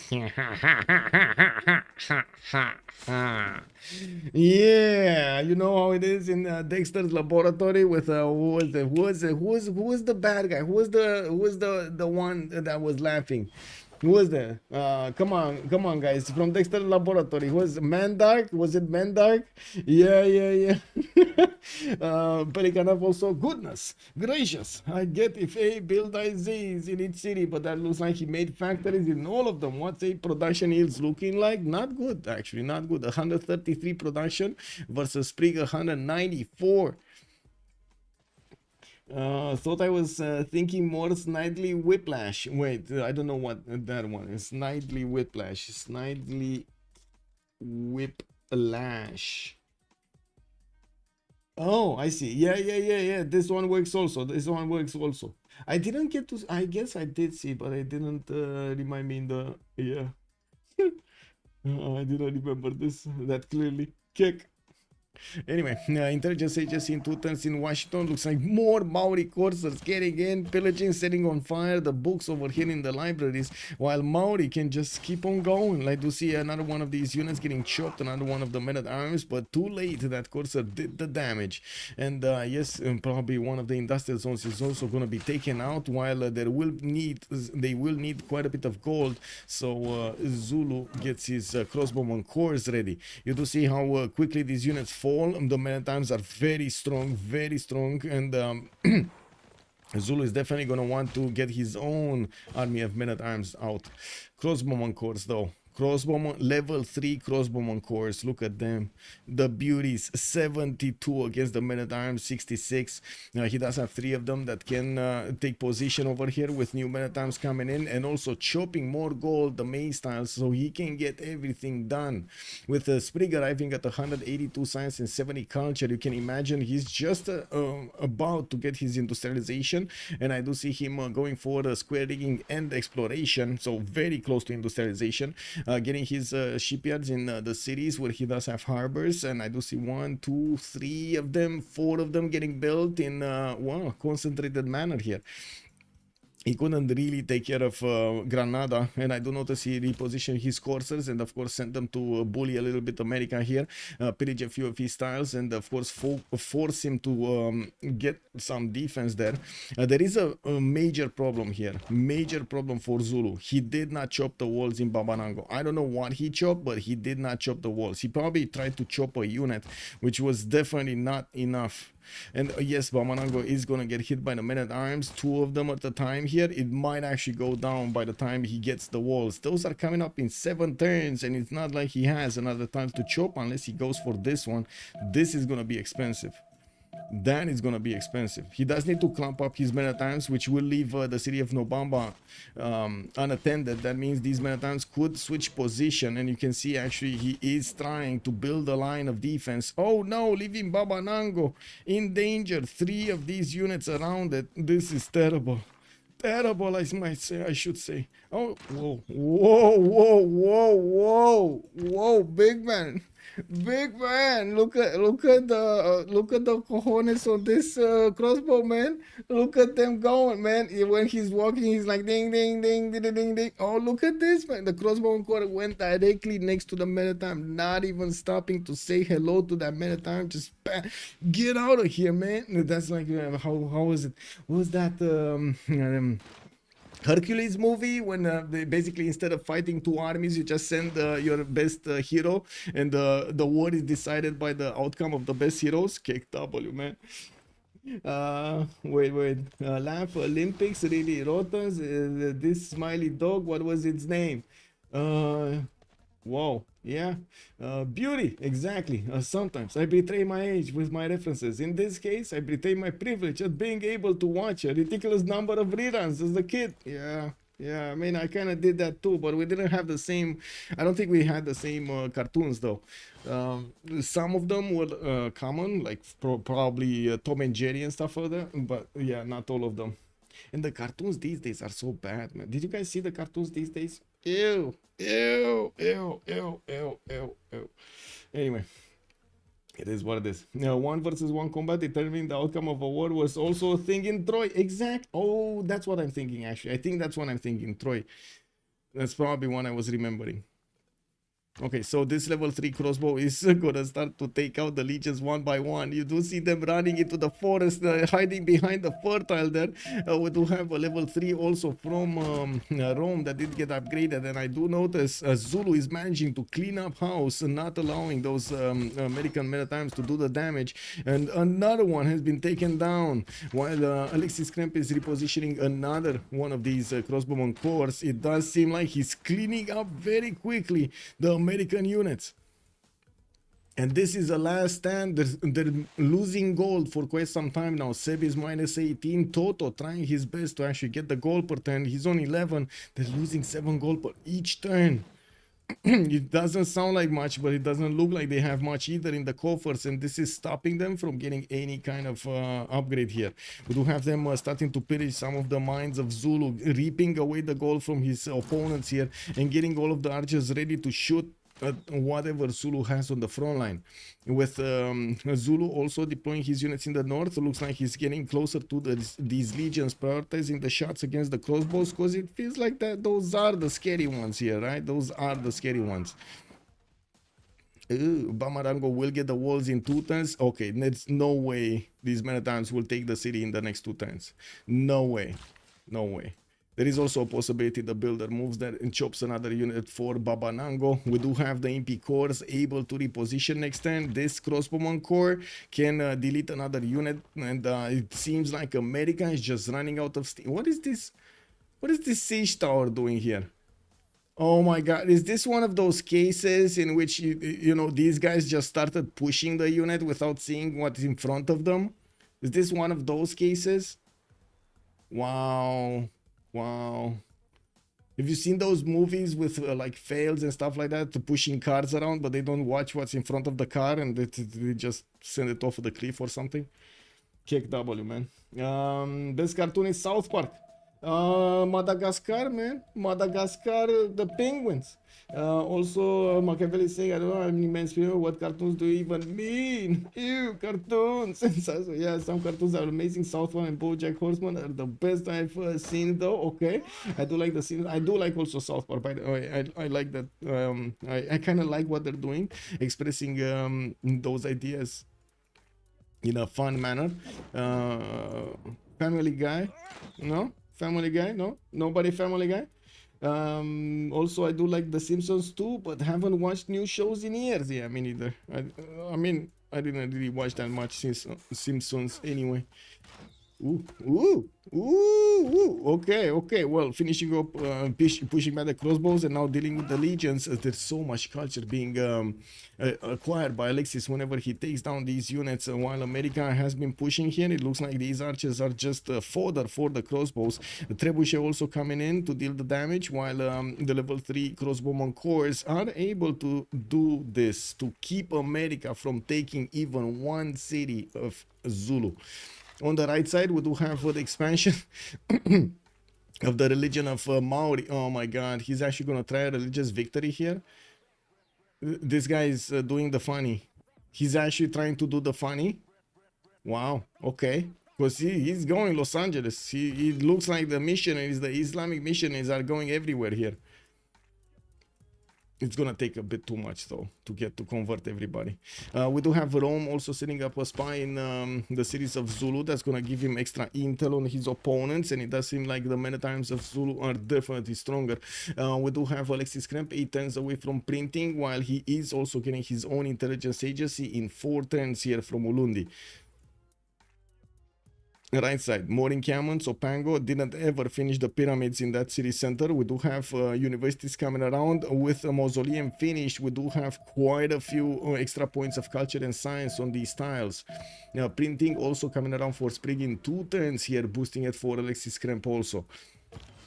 Syria or Tatarapa did get settled next to Eye of the Sahara, trying to get the aqueduct going, and it has access to a niter tile. While I do see he's gonna get another campus, I'm actually curious, is this a +2? Yeah, this is a +2 campus over here to the west. Wow, improving lumber mills on Coupe. Dun, dun, dun, dun, dun, dun. Anyway, I do see Zulu is gonna have more jobs in the new cities he's settled. I do also notice Maori is breaching the fog of war. Also between them, between the two shorelines, they will get the opportunity at some point to start trading. But I think he might need a city on the tip. What do you think, guys? Is this trader gonna have enough distance to get to Kwadukuza, Kangela, or even Ulundi? Or is he gonna need to get a city on the tip? He's gonna need to get a city on the tip? Or just the tip? Simpsons Halloween specials are amazing. The shining is the best. Yeah, there we go. Another internal here. Couldn't send it externally. To get the boost, the era score boost. Yes, that's also a good point for going around the map over here. But I think he already did that, right? You didn't need to scout everything. You see how he scouted? He scouted basically like every one of the tiles of the ocean here. Like a big block. Industrial zones 100%, double grade generals, and Sprig got the Diplo. Well, that also might be a good option for them to go for the Diplo victory, even though I do believe it's probably going to be tech difference, Sprig's tech difference versus Seben or Toto that will get them the victory here. We do have Hanging Gardens finished. Looks like 2 turns for another university, and Maori is managing to put more general points each turn with new encampments being finished and also encampment buildings. In the scientist screen, I do notice we do have the funny scientist Tip Khaldun coming up next, and it looks like neither of them are actually making projects. Maori does have 12 points a turn, and I do see America is starting to get hard builds out. Oh my god, look at the low gold over here. Minus 25 gold on Seb, only 11 on Toto. Okay, crossbows, more crossbows dealing the damage against Rome. Rome is starting to how to say lose legions here, lose the number of legions. Wow, this guy is actually still there. I can't believe it. This man-at-arms is still there with the siege tower next to it as well. Wow, okay. Well, these units got cleaned up nicely. It looks like America did manage to pillage some more, but now he's gonna have a problem. He's gonna need to rebuild everything. 145 points of production on Seb, on Abraham Lincoln with 80 science and 40 points. We do have Alexis Krempp barely on 107, but he does have the advantages of Zulu over here already, with the Kandas being beefed up to help him get those much faster, the units much faster. Yeah, we do need to see how Maori is going to want to transition into something as a war machine here, since he does have some of his encampments being placed down and of course finished. We're going to need to see when he's going to get the units out. 272 production, by the way. He's steaming ahead so fast right now over his opponents combined. Like, he has more than double Toto's production, and significantly more than double. And then Seb is about to get double Seb's production. Wow. Imagine if this number would have been displayed. You'd just quit right there, you know? Like, instant quit. Spriggan will just low over attacks. What other victory can be there? Yeah, it could be. There we go. We got a GG from Seb, and it looks like Sprig and Alexis did manage to get this win here. The first win in the 2 versus 2 CivFR tournament. We do have so many teams, so many games that will follow up. We're going to need to see how many of them we can actually watch, how many we can actually cast. I do have to say, pretty good numbers over there from Sprig on Coupe. He did get lucky with the mountain range and with the spawn. He did like tight spaces and went through each of them. On the other side, we did have also Zulu managing to keep Rome in a challenge continuously, while America couldn't get the goal for them. We did point this out from the beginning, and I'm not sure if commercials would have been the answer on Rome. And let me actually get into the chats with them here. Give me a second. Let me see where they are. Wow, there's so many channels everywhere.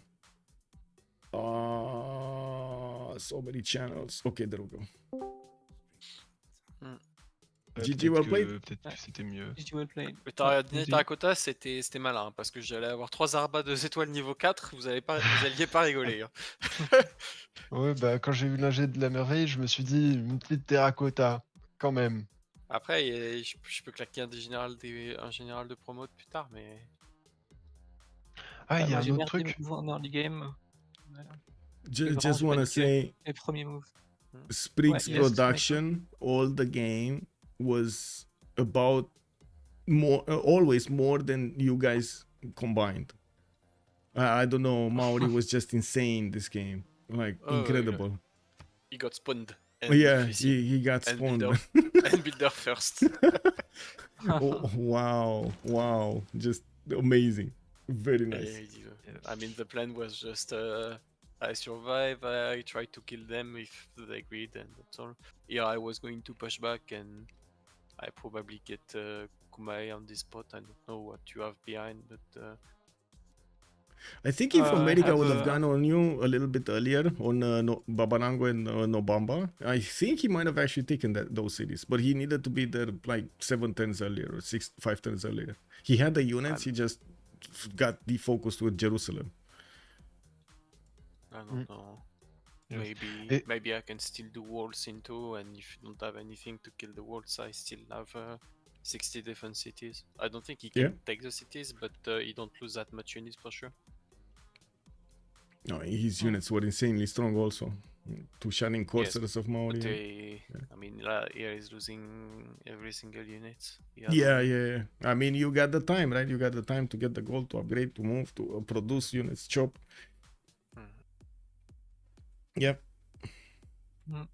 How were you We- thinking of fixing the gold problem in Rome and Lincoln? I'm just producing roads right now, so Mhm. I had 4 possible roads, so there is that. Okay. But yeah, still a problem. We had no real solution to that. Because I had like no gold quarter, and then Yeah. with all units I had, I was minus 20 Yeah. GPT. We thought the map was okay because we could trade, and they couldn't. Was it okay? So, but why it's too hard to do. By the way, For the- there is no BCY, and everyone is Toto except me into 1. Yeah. I still did I double noticed scoop, but I was super slow. I was like, oh fuck. It is a rule. There's no BCI in the tournament, or you just No, have it should have be, off? should Okay. be, but that's okay. We decide like no re-ruby. Okay. If there remap, we Makes sense. will have re-ruby. Okay. Okay. Well, GG, Yeah. well played, and thank you so much for allowing me to stream. Nice game. Thank you. Thank you. Have a good evening. Bonne soirée. That's That's why. That's fine. Yeah, There we go. We heard from both sides. We did hear the gold was definitely a problem, and they found it hard to actually fix it. I do have to say, give me a few moments, give me a few like 10 minutes over here, and we're gonna take a look at Satisfactory a little bit for a while, because I mean we're kind of close, right? So I'm gonna switch screens over here, and we're gonna come back in just 5 to 10 minutes maximum.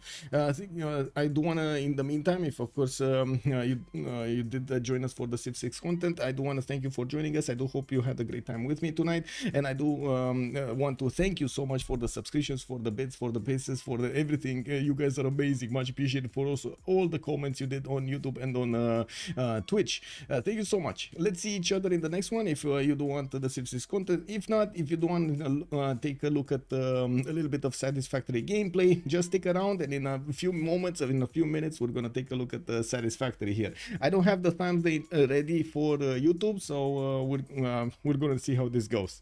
Let's come back.